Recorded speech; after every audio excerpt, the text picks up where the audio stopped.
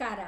ಆಹಾರ, ಆರೋಗ್ಯ, ಅಧ್ಯಾತ್ಮ ಈ ಸಂಸ್ಕಾರದ ಬೆಳಕಿಗೆ ತಮ್ಮೆಲ್ಲರಿಗೂ ಸ್ವಾಗತ, ಸುಸ್ವಾಗತ. ಇಂದು ರಥಸಪ್ತಮಿ. ರಥಸಪ್ತಮಿ ಅಂತಂದರೆ ಸೂರ್ಯದೇವ ಹುಟ್ಟಿದ ದಿನ. ಕಶ್ಯಪ ಮಹರ್ಷಿಗಳು ಮತ್ತು ಅದಿತಿ ದೇವಿಯ ಮಗನಾಗಿ ಆದಿತ್ಯ ಅಂತ ಹುಟ್ಟಿದ ದಿನ.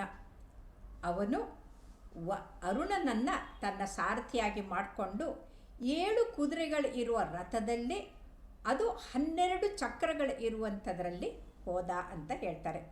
ಇಲ್ಲಿ 7 ಅಂತಂದರೆ 7 ಕುದುರೆ ಅಲ್ಲ, ಕುದುರೆ ಮುಖಾಂತರ ವಾರದ 7 ದಿನಗಳು, ಅದಲ್ಲದೆ ಸೂರ್ಯದ ಕಿರಣದಲ್ಲಿ ಇರುವಂಥ 7 ಬಣ್ಣಗಳು ಅಂತ ನಾವು ಸೂಚಿಸುತ್ತೆ. ಅದಲ್ಲದೆ ಈ 12 ಚಕ್ರಗಳು ಅಂತಂದರೆ 12 ತಿಂಗಳುಗಳು ಅಂತ.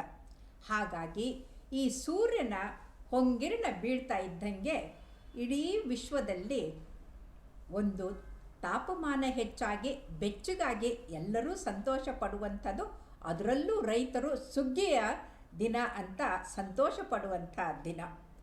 ಮೇಲಾಗಿ ಈ ದಿನಕ್ಕೆ ನಾವು ಆರೋಗ್ಯಕರವಾಗಿರಬೇಕು ಅಂತ ಬೇಡ್ಕೊಳ್ತೀವಿ. ಹಾಗಾಗಿ ಓಂ ನಮಃ ಸೂರ್ಯಾಯ ಶಾಂತಾಯ ಸರ್ವರೋಗ ನಿವಾರಣೆ ಅಂತ ಬೇಡ್ಕೊತೀವಿ. ಯಾಕಂತಂದರೆ ಶಾಂತ ಸ್ವರೂಪಿಯಾದಂಥ, ಅಂದರೆ ಆಗ ತಾನೇ ಹುಟ್ಟಿದಂಥ ಸೂರ್ಯ ಭಾಳ ಸೌಮ್ಯವಾಗಿರ್ತಾನೆ. ಬಿಸಿಲಿರುತ್ತೆ, ತುಂಬ ಬಿಸಿ ಇರೋದಿಲ್ಲ. ಆ ಶಾಂತ ಸ್ವರೂಪಿ ಎಲ್ಲ ರೋಗಗಳನ್ನು ನಿವಾರಿಸುವ ಸೂರ್ಯನಿಗೆ ನಮಸ್ಕಾರ ಅಂತ ಹೇಳ್ತೀವಿ. ಯಾಕೆ ಅಂತಂದರೆ ಇವತ್ತು ವೈಜ್ಞಾನಿಕವಾಗಿ ಕೂಡ ಅದು ಪುರಾವೆ ಅದಕ್ಕೆ ಸಿಕ್ಕಿದೆ. ಆದರೆ ರಾಜ ಯಶೋವರ್ಮನ ಮಗ ಹುಟ್ಟುತ್ತಾನೆ ನ್ಯೂನತೆ ಇತ್ತು. ವೈದ್ಯರು ಹೇಳಿದರು ಇದಕ್ಕೆ ಚಿಕಿತ್ಸೆ ಅಂದರೆ ಸೂರ್ಯನ ಉಪಾಸನೆ, ಸೂರ್ಯನ ನಮಸ್ಕಾರ ಅಂತ. ಜ್ಯೋತಿಷಿಗಳು ಹೇಳಿದರು ಸಂಚಿತ ಕರ್ಮದಿಂದ ಇದು ಬಂದಿರೋದು ಈ ರೋಗ ಅಂತ, ಈ ಮೂಳೆಗಳೆಲ್ಲ ಇದಾಗಿದೆ ಅಂತ. ಆಗ ವೈದ್ಯರ ಮಾತು ಕೇಳಿಕೊಂಡು ಸೂರ್ಯ ನಮಸ್ಕಾರ ಮಾಡಿದ್ರಿಂದ ಆ ಮಗ ಪೂರ್ತಿ ಸಂಪೂರ್ಣ ಚೆನ್ನಾಗಾಗಿ ಮುಂದೆ ರಾಜ್ಯವಾಳಿದ ಅಂತ ಹೇಳ್ತಾರೆ. ಇದು ಕೇಳೋಕ್ಕೆ ನಿಮಗೆ ಕಟ್ಟುಕತೆ ಅನಿಸ್ಬೋದು, ಆದರೆ ಇವತ್ತು ವೈಜ್ಞಾನಿಕವಾಗಿ ನೋಡಿದರೆ ಅದು ಸತ್ಯ. ಯಾಕಂದರೆ ಯಾವಾಗ ವೈಟಮಿನ್ ಡಿ ಡೆಫಿಷಿಯನ್ಸಿ ಆಗುತ್ತಲ್ಲ, ಆವಾಗ ಮಕ್ಕಳಿಗೆ ರಿಕೆಟ್ಸ್ ಅನ್ನೋ ಕಾಯಿಲೆ ಆಗುತ್ತೆ. ಮೂಳೆಗಳು ತುಂಬ ಮೆತ್ತಗಾಗಿ ಹೋಗ್ಬಿಡುತ್ತೆ. ಬೋ ಲೆಗ್ಗಳಂದರೆ ಕಾಲುಗಳು ಹೀಗೆ ಬಾಗುತ್ತೆ. ರಿಕೆಟಿ ರೋಸ್ರಿ ಅಂತ ಎದೆ ಮೇಲೆಲ್ಲ ಗಂಟುಗಳ ಥರ ಕಾಣುತ್ತೆ. ಆ ಮಕ್ಕಳಿಗೆ ಹಣೆ ಮುಂದೆ ಬಂದಿರುತ್ತೆ. ಈ ಬಾಸಿ ಹೆಡ್ ಬರುವಂಥವ್ರಿಗೆ ನಾವು ರಿಕೆಟ್ಸ್ ಅಂತಂತೀವಿ. ಇದಕ್ಕೆ ವೈಟಮಿನ್ ಡಿ ಅಂತಂದರೆ ಸೂರ್ಯನ ಕಿರಣ ನಮ್ಮ ಚರ್ಮದ ಮೇಲೆ ಬಿದ್ದಾಗ ಉತ್ಪತ್ತಿ ಆಗಿ ಅದು ಪೂರ್ತಿ ಗುಣವಾಗುತ್ತೆ. ಹಾಲು ಕೊಟ್ಟು ಹಾಲಿನಲ್ಲಿರೋ ಕ್ಯಾಲ್ಶಿಯಂ ಜೊತೆಗೆ ಸೂರ್ಯನಿಂದ ಬಂದಂಥ ವೈಟಮಿನ್ ಡಿ ಸೇರಿದರೆ ಆ ರೋಗ ಪೂರ್ತಿ ಸರಿಯಾಗುತ್ತೆ. ಹಾಗಾಗಿ ಇದು ಕಟ್ಟುಕತೆ ಅಲ್ಲ, ನಿಜವಂತ ಹೇಳ್ಕೋಬೋದು. ಅಷ್ಟೇ ಅಲ್ಲ, ಈ ದೊಡ್ಡವರಲ್ಲಿ ಈ ಥರ ಆದರೆ ನಾವು ಅದಕ್ಕೆ ಆಸ್ಟಿಯೋಮಲೇಷಿಯಾ ಅಂತ ಅಂತೀವಿ, ಅಂದರೆ ಮೂಳೆಗಳ ಮೆದುವಾಗಿರೋದು ಅಂತ. ಇನ್ನು ಮೂಳೆಗಳ ಸಾಂದ್ರತೆ ಕಡಿಮೆ ಆದರೆ ಆಸ್ಟಿಯೋಪೊರೋಸಿಸ್ ಅಂತೀವಿ, ಅಂದರೆ ಪೊಳ್ಳಾಗಿರೋದು. ಅದು ಕೂಡ ವೈಟಮಿನ್ ಡಿ ಮತ್ತು ಕ್ಯಾಲ್ಶಿಯಂ ಡೆಫಿಷಿಯನ್ಸಿಯಿಂದ ಆಗುತ್ತೆ.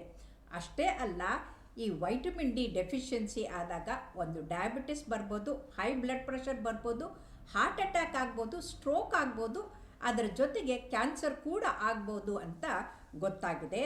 ಅಷ್ಟೇ ಅಲ್ಲ, ಮಾನಸಿಕವಾಗಿ ದುಗುಡ ದುಮ್ಮಾನಗಳು ಹೆಚ್ಚಾಗಿ ಡಿಪ್ರೆಷನ್ ಕೂಡ ಬರ್ಬೋದು ಅಂತ ಗೊತ್ತಾಗಿದೆ. ಹಾಗಾಗಿ ಇವತ್ತು ನಮ್ಮ ಶರೀರದಲ್ಲಿ ಕ್ಯಾಲ್ಶಿಯಂ ಫಾಸ್ಫರಸ್ಸು ಏರುಪೇರಾಗದೆ ಬ್ಯಾಲೆನ್ಸು ಇರಬೇಕು ಅಂತಂದರೆ ನಾವು ಸೂರ್ಯನ ಅದು ಬಿಸಿಲಿಗೆ ನಮ್ಮ ಮೈಯನ್ನು ಒಡ್ಡಿದರೆ ಆರೋಗ್ಯ ತುಂಬ ಚೆನ್ನಾಗಾಗತ್ತೆ ಅಂತ ಗೊತ್ತಾಗಿದೆ. ಇದಕ್ಕಿಂತ ಮುಖ್ಯವಾಗಿ ನಾವು ರಾಮಾಯಣ ತ್ರೇತಾಯುಗದಲ್ಲಿ ಹೋದರೆ ಸ್ವತಃ ಶ್ರೀರಾಮಚಂದ್ರನಿಗೆ ಅಗಸ್ತ್ಯ ಮುನಿಗಳು ಅವರು ಆದಿತ್ಯ ಹೃದಯಂ ಅನ್ನುವಂಥ ಅತ್ಯಂತ ಪ್ರಬಲವಾದಂಥ ಶಕ್ತಿಯುತವಾದಂಥ ಮಂತ್ರವನ್ನು ಕಲಿಸ್ಕೊಡ್ತಾರೆ. ಆ ಮಂತ್ರದ ಪಠಣೆ ಮಾಡ್ತಾ ಶ್ರೀರಾಮಚಂದ್ರ ರಾವಣನ ಜೊತೆಗೆ ಯುದ್ಧ ಮಾಡಿ ಗೆದ್ದರು ಅಂತ ಹೇಳ್ತಾರೆ. ಹಾಗಾಗಿ ಈ ಇಡೀ ಜಗತ್ತಿನ ಚೇಷ್ಟೆಗೆ ರವಿಯೇ ಕಾರಣ ಅಂತ 12ನೇ ಶತಮಾನದಲ್ಲಿ ಶರಣರು ಹೇಳಿದರು. ಇಡೀ ಜಗತ್ತು ಬದುಕಬೇಕು, ಬೆಳಗಬೇಕು, ಬೆಳಿಬೇಕು ಅಂತಂದರೆ ಸೂರ್ಯನ ಕಿರಣ ಭಾಳ ಮುಖ್ಯ. ಹಾಗಾಗಿ ಬನ್ನಿ ನಾವು ಓಂ ರಾಮ್ ಹ್ರೀಂ ಹ್ರೂಂ ಸೂರ್ಯಾಯ ನಮಃ ಅಂತ ಹೇಳ್ತಾ ಸೂರ್ಯ ನಮಸ್ಕಾರ ಮಾಡೋಣ. 108 ಸೂರ್ಯ ನಮಸ್ಕಾರ ಮಾಡಿದ್ರೆ 108 ಆ್ಯಂಬುಲೆನ್ಸ್ಗೆ ಫೋನ್ ಮಾಡೋದು ಬೇಕಾಗದೇ ಇಲ್ಲ.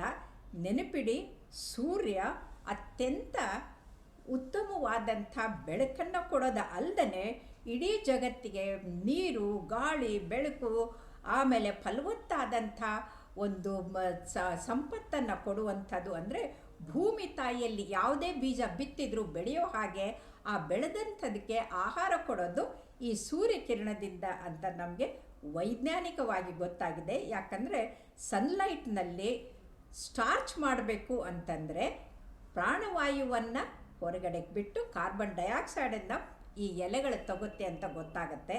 ಹಾಗಾಗಿ ನಾವು ಸೂರ್ಯನ ಮಹತ್ವವನ್ನು ಅರ್ಥಕೊಂಡು ವೈಜ್ಞಾನಿಕವಾಗಿ ಮತ್ತು ತತ್ವಜ್ಞಾನದ ಮುಖಾಂತರ ಎರಡೂ ಅಲ್ಲದೆ ಸಾಮಾನ್ಯ ಜ್ಞಾನದ ಮುಖಾಂತರ ಕೂಡ ನಾವು ಯೋಚನೆ ಮಾಡಿದಾಗ ಸೂರ್ಯ ಬಹಳ ಮುಖ್ಯ.